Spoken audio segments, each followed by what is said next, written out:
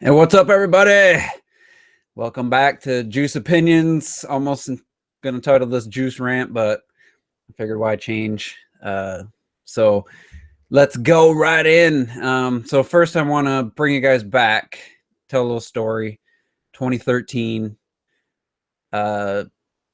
July, August, Wii U sales were abysmal, and we had a few games to look forward to, but it had been a rough patch. What did it sell? 300,000 in the previous quarter. And so, September comes around. We had Pikmin and Wind Waker coming out. Wind Waker, the digital version, and the bundle was coming out in September. And was it a week after September ended? And we're looking at IGN putting out an article, and it was about the Wii U's sales for that quarter. So that was July, August, September. And they're like, oh, Wii U only sold 200,000 in 3 months, even with Legend of Zelda Legend of Zelda Wind Waker HD bundle. It didn't help sales, blah, blah, blah. And you guys remember that? Do you remember what we said? It's like, IGN, the bundle was out on September 28th, the last 3 days of a 3-month quarter. And then the physical version of Wind Waker HD wasn't even out till October, yet they left that completely out of the article, but made it sound like the Wind Waker HD was available and that bundle was available for a large chunk of that quarter. You guys remember that? I mean, some might, some probably will. And we call bullshit. That's when it first started becoming apparent that these companies were going to, or these journalists were going to cherry pick the stories for clicks to the negative stuff over any actual, real journalism. Didn't even mention that the physical version of Wind Waker wasn't out, and made it sound like the bundle was available that whole time. So the reason I bring this up is because we were all calling bullshit on that, right? Like a lot of Nintendo fans, most of the YouTubers, everybody was calling bullshit. So with that in mind, let me show this picture. All right, you guys can see that. Splatoon 2 headset, right? All right, I'll just leave it up for a minute. So what am I seeing from a lot of these Nintendo fans, YouTubers?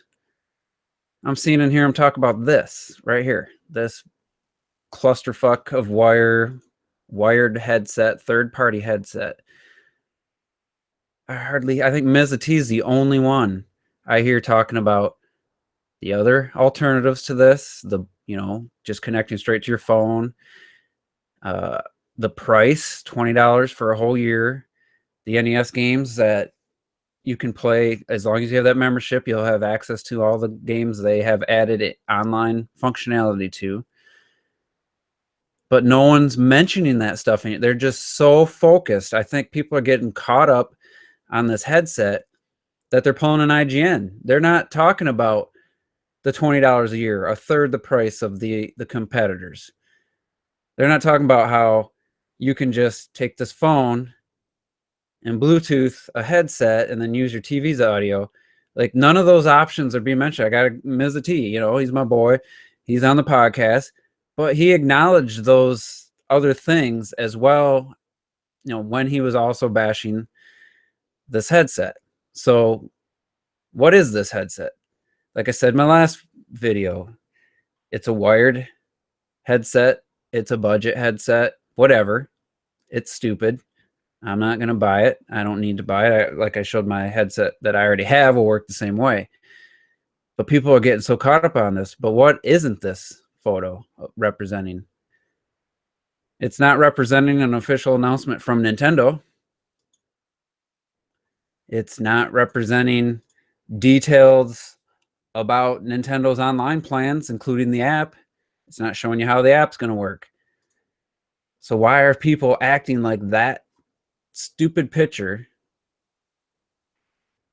is the only, like, they're not saying it, but they're leaving out the positive stuff, leaving out that this isn't the only way you'll have voice chat, but that's all they're talking about.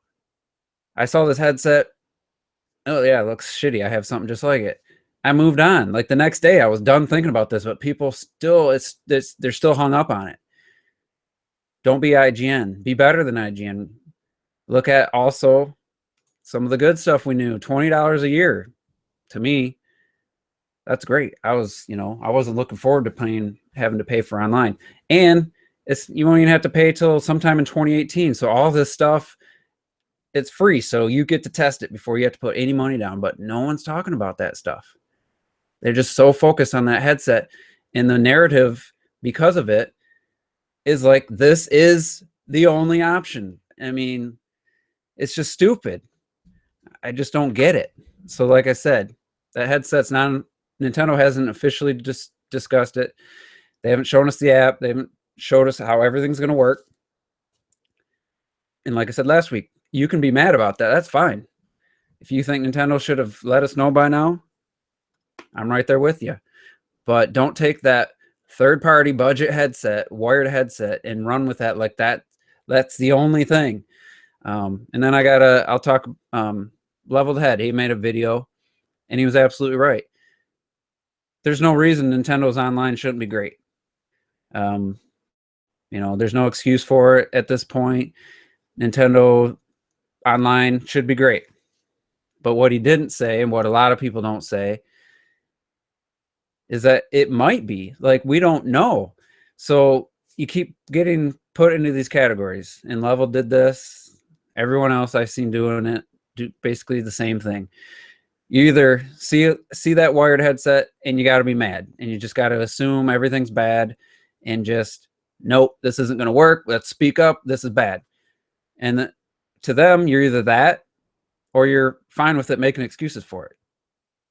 What about waiting and see the official details from Nintendo? Like, where do I fall in? Because I want to wait and see how it's going to work.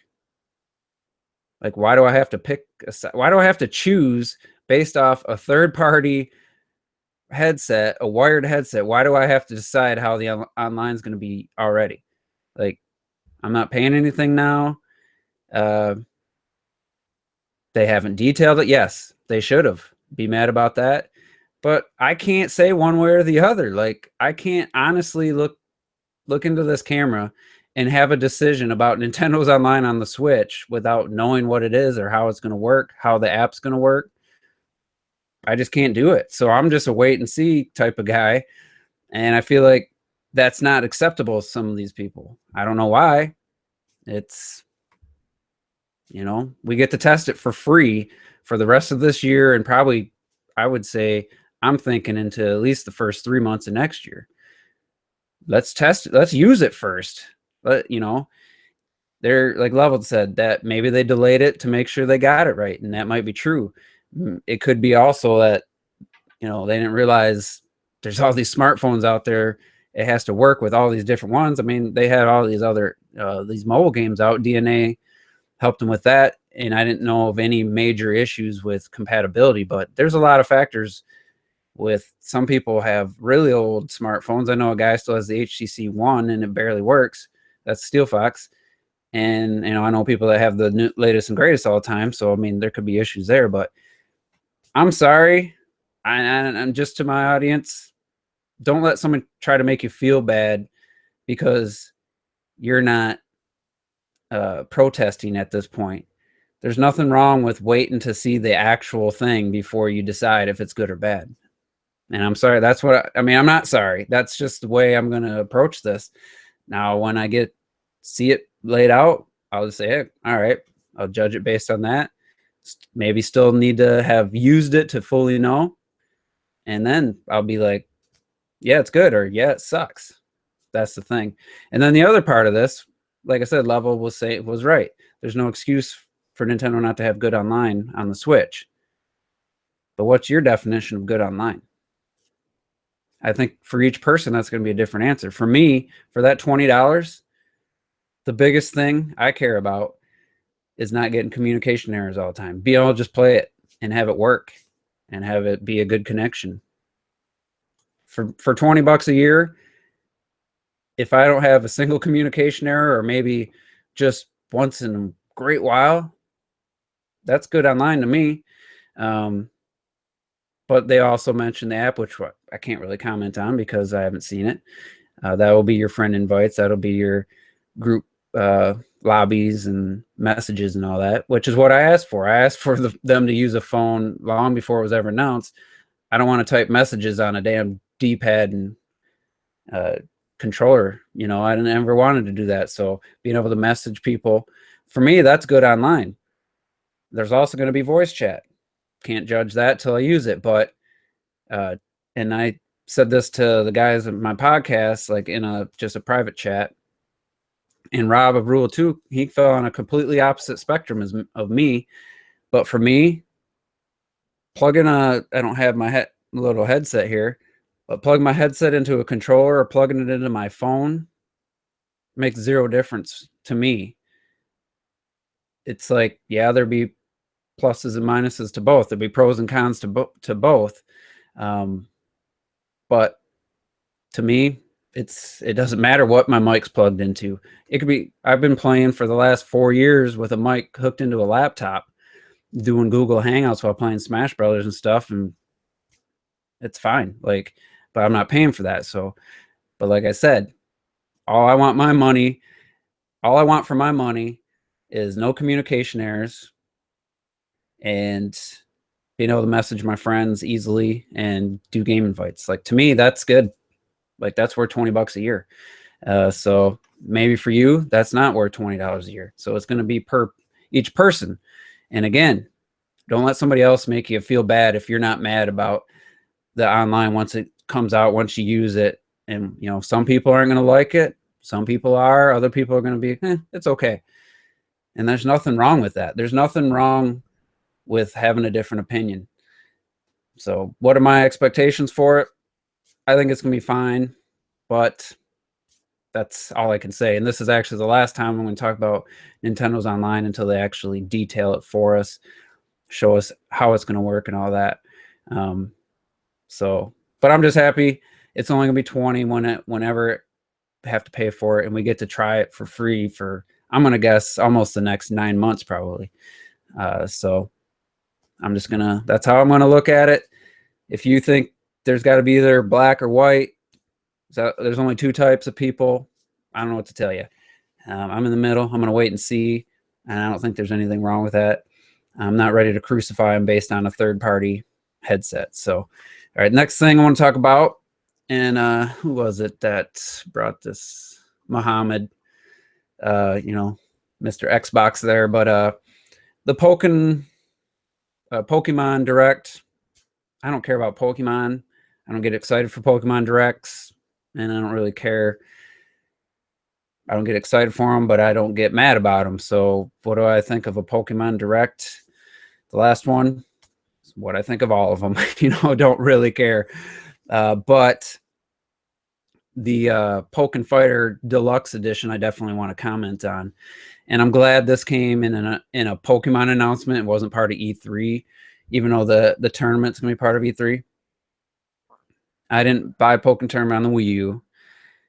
And we did a podcast, I don't remember when it was, but we basically broke down the potential Wii U games that might come to Switch, and we kind of just looked at it rationally, logically, based on, if the game used the gamepad, what was the resolution, is there room for improvement in graphics, could it use the larger install, but did it not sell well, stuff like that.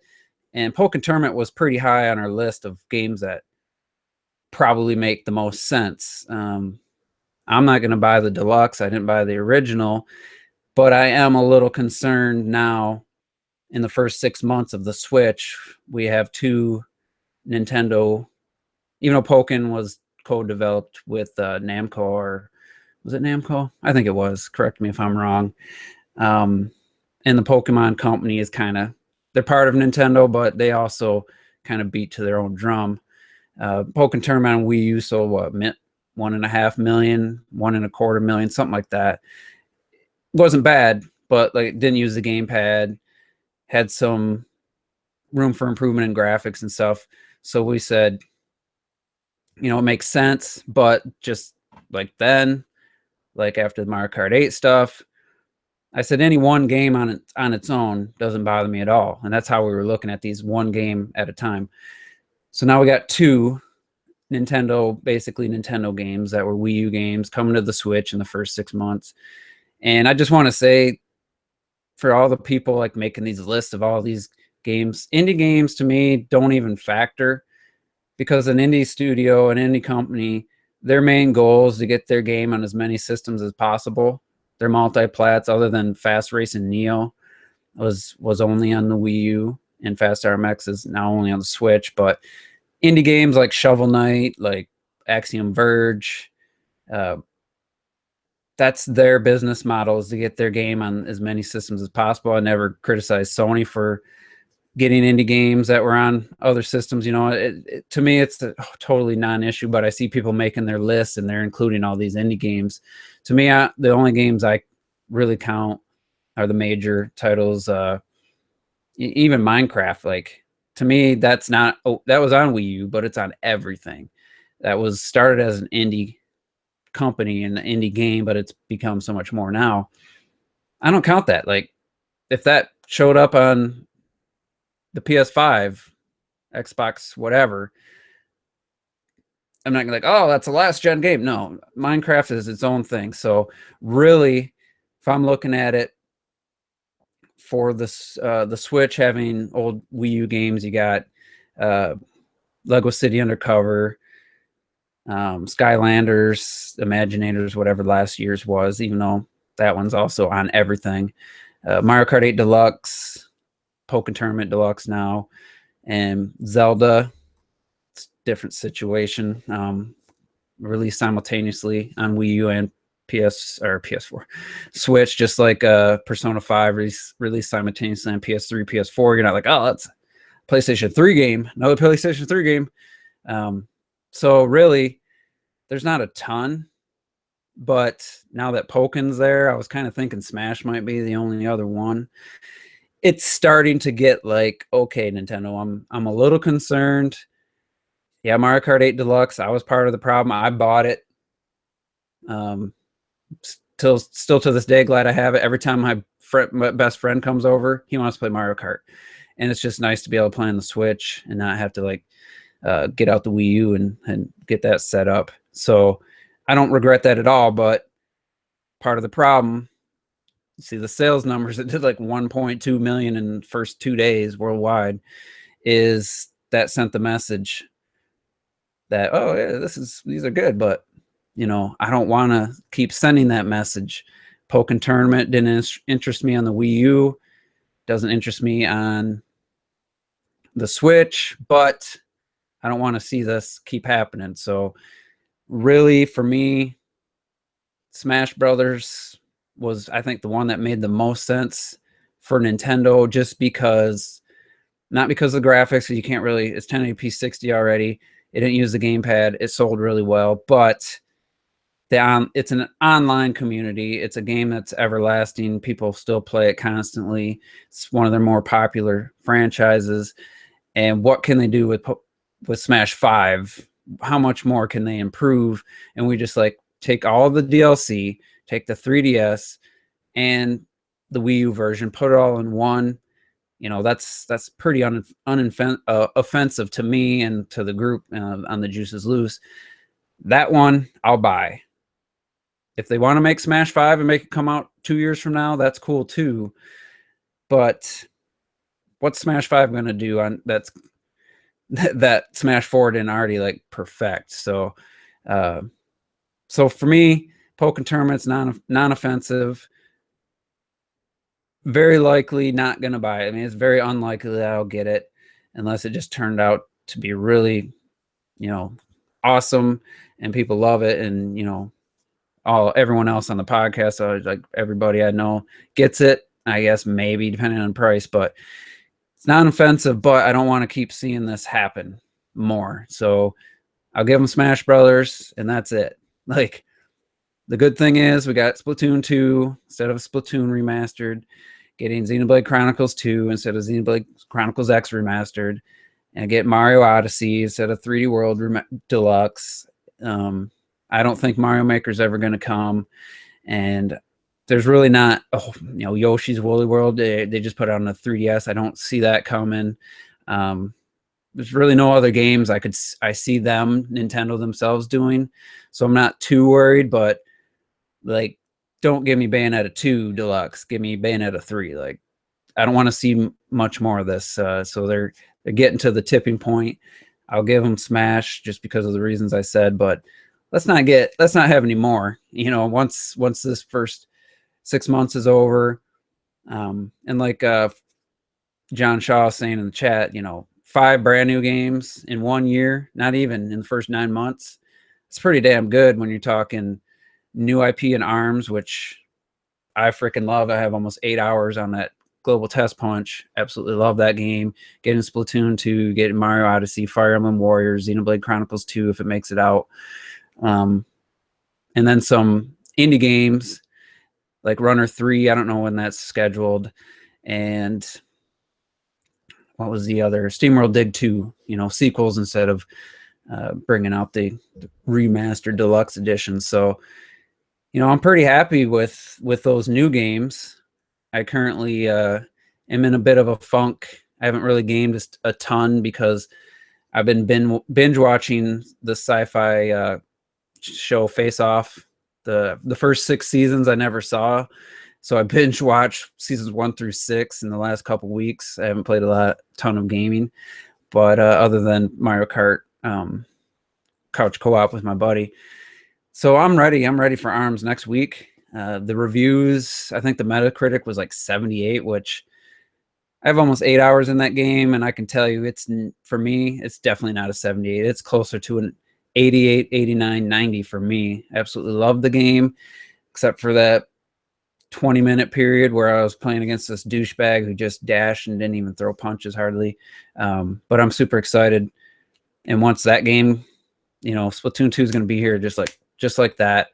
And then, however long between Fire Emblem Warriors and Super Mario Odyssey, like, that's a pretty good first year with Legend of Zelda Breath of the Wild to kick it off. Snake Pass wouldn't have been on Wii U. Some of the other indie games wouldn't have come to Wii U. Ukulele is still up in the air. Let's see what their fixes are, and how good the Wii Switch version turns out. So, I'm looking forward to that. So, all right, next topic. And we're going to talk about E3 equals stupidity. And this is something that's been happening every year, like around this time. People they just lose their intelligence. They just forget. Unfortunately, my 89-year-old grandma has short-term memory loss, and like every 10 minutes, conversation starts over. Her brain resets, and you have to have the same conversations over. And while obviously that's real to me, it sucks. But I feel this very similar feeling every year around this time. And it's like people just forget, and it just starts the same cycle over and over. So let's go back to this time, 2016. From April till now, Nintendo announced that Legend of Zelda Breath of the Wild would be the only game, and they wouldn't be showing the NX or any mobile stuff. I don't know how many freaking videos I had to not watch of people complaining to Nintendo how big a mistake they made. This is the biggest show, all eyes on E3. This is such a stupid mistake, Nintendo. Such a bad move, not showing the NX. Oh my God. How'd that work out? They didn't show the NX. They didn't barely tease it till October, and then we waited till January 2017. And the thing sells out constantly. So Obviously, it wasn't that important to have the NX at E3 2016. Nintendo didn't make a huge mistake. All eyes aren't only just on E3. All eyes were on that January 12th Direct. What Super Mario Odyssey trailer had like freaking 20 million views on YouTube, if I'm not mistaken. Let me look it up real quick. I don't want to be... it was over 15 for sure. Let me just look.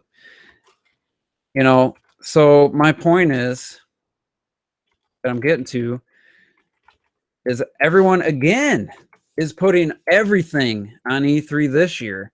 Yeah, 22 million views on the Super Mario Odyssey reveal trailer from January. All eyes aren't on that.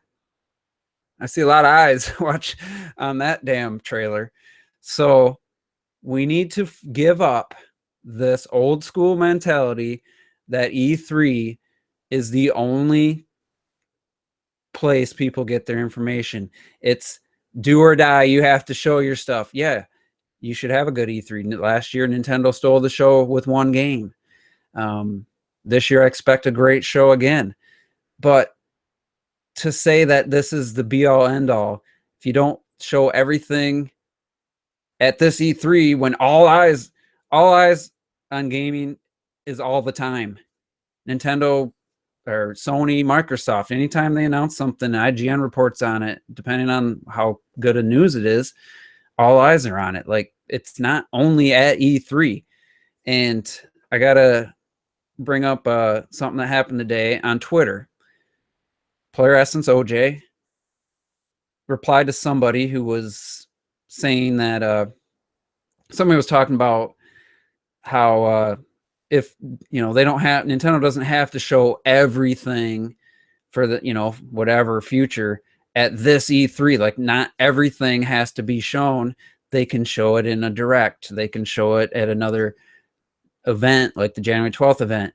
And this guy literally said, no one cares about a future direct. No one's going to care about a future direct. The E3 is the time. And so OJ was like, no one cares. So, last Nintendo Direct was great. And then he said the Switch didn't even make it to an E3. And look how well it's selling. And that turned into, well, E3 still matters, blah, blah, blah. And he's like, I'm not saying E3 doesn't matter. I'm replying to this guy who's saying no one's going to care about Nintendo's Direct sometime after E3, whenever it is. And it's like, people do care about Directs. The January 12th event wasn't at E3. And like I said, that Mario trailer got 22 million views. And he's just making a point that people do care about Directs. All people watch those, whether they're Nintendo fans or not. They'll watch a trailer that was shown in a Nintendo Direct. Obviously, Super Mario Odyssey, not a ton of non-Nintendo fans watch the January 12th event, but a lot of people watch that trailer. So, and it's like people just, it's like every year, E3 is just the such important thing. And if you say anything to the contrary, like even saying that of digital events or directs or Treehouse stuff later on, is good time just as E3, which has been proven. And then people get all crazy, like, oh no, E3 still matters. It's like, no, E3 is a cool event for us gamers. It's awesome to get all this video game information in a short period of time. Ask any journalists, and they actually hate going there because all the work it involves. But yes, E3 is awesome. We love it, especially when there's good new game announcements. But Nintendo has proven that it isn't the only way, and it's not. Let's say they just show 2017 games for the Switch at the Spotlight in the Treehouse. If that's all they showed, is that going to be the end of the world?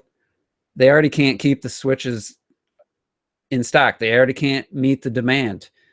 Now, just think if they showed a bunch of 2018 awesomeness and on top of what's coming in holiday, from now until the holiday 2017. I don't know that they need to. They might even want to scale it back purposely. I don't think they will. I think this show is the show they wanted. is the one we'll see. I don't think they're going to make any changes, and I think we'll see some 2018 stuff. But to say that a direct in October showing Metroid for 2018 can't be just as awesome as showing it at E3 this year, like, I don't know. I liked, like I said last year, at E3 we got Legend of Zelda, we got a full blowout, and then in October we got a tease for the NX. A couple months later we got the January 12th event. Then a few months after that, well, there was a direct right after that for Fire Emblem, and a few months after that another direct, and then another direct just for ARMS.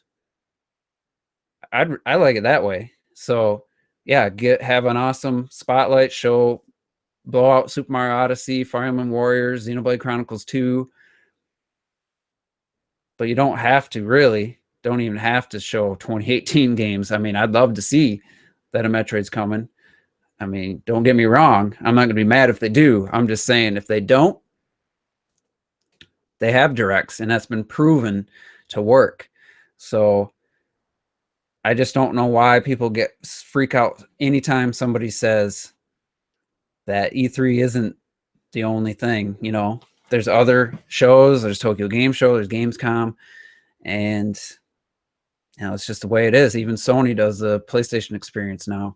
They've done it, what, 3 years in a row? So, all right. The other thing, E3, that just boggles the brain. I just can't believe it. And Alex was here earlier. He was a part of this. I don't know if he was trolling. With Real Gamer, I asked him a question about what bombed in Microsoft drop. And it was just, there was, you know, a few replies that were just baffling to me. First, what he was referring to was announcement of more RAM in the Scorpio, and that the Microsoft press conference is going to run longer than 90 minutes. To me, those aren't bombs. That's RAM. Like, we're not over this. Like, we haven't realized that RAM doesn't mean shit anymore. Like, yeah, more RAM. Woohoo! Like, that's not dropping a bomb. Like, Microsoft Bayonetta 3 exclusive, that's dropping a bomb to me. But anyway, they kept harping on Nintendo for this 25-minute spotlight, saying, well, Microsoft's got more than 90 minutes. Obviously, they got more games to show. Obviously, it's going to be better. Basically, that's what some people were saying.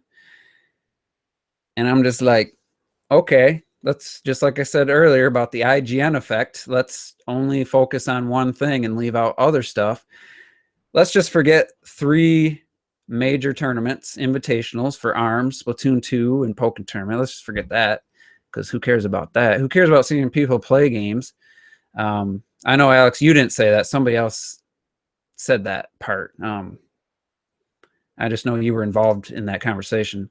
I don't know who it was. I didn't recognize the person said that, you know, Nintendo is only showing 25 minutes. Microsoft's got more 90, you know, basically saying, obviously, Microsoft's going to be better. But here's the question.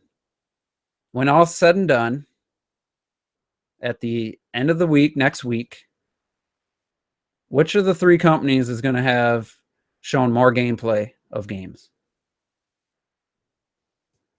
To me, it's not even, I mean, it's not even close.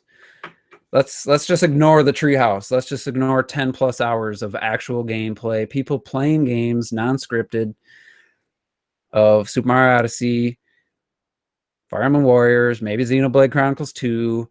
Who knows? Who knows what else? Let's just forget that. Let's just say Nintendo's only there for 25 minutes, and that's all we get. Like, 25 minutes, I'd almost guarantee you, is going to be all trailers. They don't have to waste time breaking down things.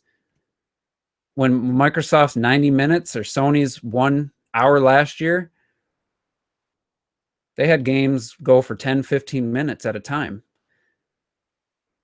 Nintendo gets to do that after the fact. They get to show you an awesome trailer like Legend of Zelda Breath of the Wild trailer last year, or even the January 12th one, and get you super excited, and then you get to tune in and watch people play for real. Like, just, there's no, if someone died or whatever in Zelda, you've seen it happen. There's no bullshit. Like, yeah, they take breaks while they're setting up a new game, getting different guests in and stuff, but it's like, this person literally was just saying Nintendo's got 25 minutes and that's it. Like,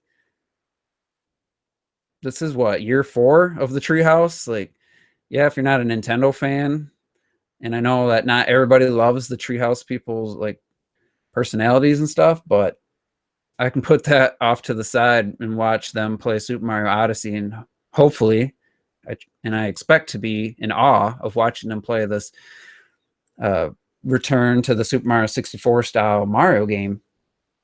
And who knows, Xenoblade Chronicles 2, Fire Emblem, probably they might squeeze some ARMS and Splatoon 2 into the Treehouse, you know, just to remind people. There'll be some 3DS games too, which I'm pretty much done buying 3DS, but it's just like times have changed. Now, Robert Rule 2, he's in the chat. I know he loves press conferences. Last year, Sony's got it right. They had an hour-long one, minimal bullshit, no blowing smoke up your ass about this and that, about share button, about polygons or RAM. They just showed games and had people playing games. It was a good hour. Now, I didn't care for a lot of the games they showed, but I liked the format. Hopefully they do that again this year. Microsoft, on the other hand, they're going to go longer. 2014, Sony went real long, 2 hours and 20 minutes. It was the most atrocious 2 hours and 20 minutes of E3 I've ever seen in my life. It was terrible. And it was awkward. And it was just like, I was falling asleep.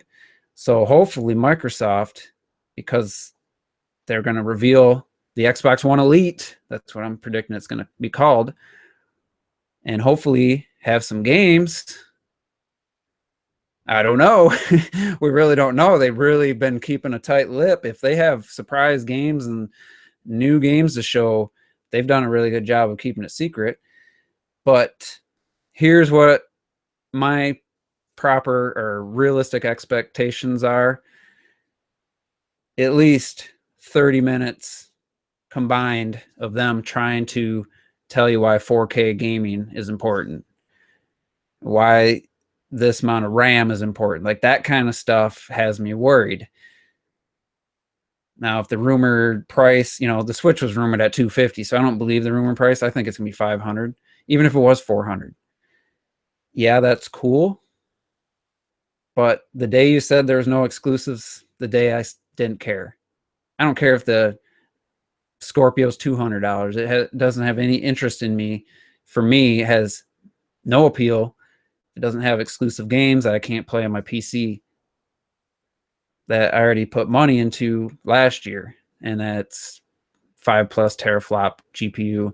It's a capable machine. So my hope is that Microsoft learned their lesson. They're going to show us the Xbox One Elite, but they've also secured some third-party exclusives and new IPs. I'm not going to be excited for Halo 6, Forza 7, Gears 4 expansion with Crackdown 3, Sea of Thieves, you know, stuff we've seen before. They got to come with more than that. So hopefully they got good stuff to show. Otherwise, I'm mad that they're lengthening it. I was hoping there was going to be an hour and they learned from Sony. So, and hopefully Sony learned from themselves last year. Maybe we'll see a bunch of new stuff from Sony, or maybe they'll re-show us a lot of stuff we saw last year, because a lot of those games haven't come out. They don't even have release dates. So it's going to be interesting overall. Microsoft system I don't care about, because it isn't a new machine. It's going to play the same games as the original Xbox, probably as my Windows 10 PC. Maybe they'll ditch the Windows 10 thing. That would be cool. But I'm expecting a lot of corporate smoke blowing to try to sell this Xbox One Elite and why you need 4K gaming. I'm not going to have a 4K TV till 2018 at the earliest, so I don't care. And show me games. I'll be excited for games. But it got to be something different on top of what you're used to. I don't need to see a shooter. I don't need to see that you got Call of Duty's maps packs coming first to Xbox back, you know, got the advertising rights to Battlefield back. Like, I don't need any of that crap. I don't want to see FIFA. I don't want to see, you know, if they do Call of Duty. I mean, someone did it last year. I don't care. Show me games that are going to make me want to buy your system that I can't play somewhere else. And even if they're games I can play somewhere else, show me some really good games. I know there's a rumor about the final Tomb Raider, and it might be exclusive, but I don't want a rushed Tomb Raider game. It's only been if it's coming out in 2017, it'll be 2 years. The other games had 3+ years development cycle. So even though I'd be cool, I'd be a little worried if they have a new Tomb Raider coming out this year. I'd be a little concerned that it's not going to be up to the standards of the first two because of the rush. If it is a 2017 game, it would be rushed compared to the other ones. So they got a lot to prove, and I wasn't excited to hear it's going to be longer than 90 minutes, but it is on Sunday, so it starts a little earlier. Somebody starts tomorrow. I don't know if it's EA or, I mean, I give two shits about EA's E3 stuff. I mean, it's just so FIFA this, Madden that. Star Wars Battlefront might look cool. I think that'll be the focus for EA. But anyway, looking forward to hopefully Sony continuing that 1 hour format. That'd be great. And then Nintendo, I'm expecting the Spotlight to be 2-minute trailers for like 10 to 12 games. And then the tournaments will be fun to watch. I'm really looking forward to the ARMS tournament, having now played the game and really like it. Very interested in that. Splatoon 2, I'll be checking for that to see if there's any new maps or something we'll see. And then even the Pokken Tournament, I might check out. I don't know. I'm not super interested in it, but for people that have played it, said it's a really good fighter. So I'll probably watch some of that. And then really look forward to the Treehouse. Always do. Last year, I never got sick of the Zelda footage, even though some people did. I was like the only one in the Juices Loose podcast crew that was just couldn't have enough. Like I wanted more, and I really liked the Treehouse. I really liked what Nintendo did. Also acknowledge Sony's show was good. The format was great.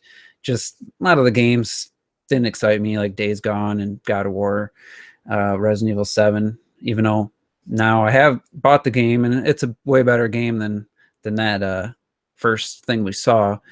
What else did they show? I feel like they showed the Spider-Man tease. Nothing that was super exciting, but it was a really nice presentation. So looking forward to hopefully them doing that again. And yeah, it's exciting time. Got all week off from work next week, so we'll be doing multiple reactions. I'm going to live record the Spotlight.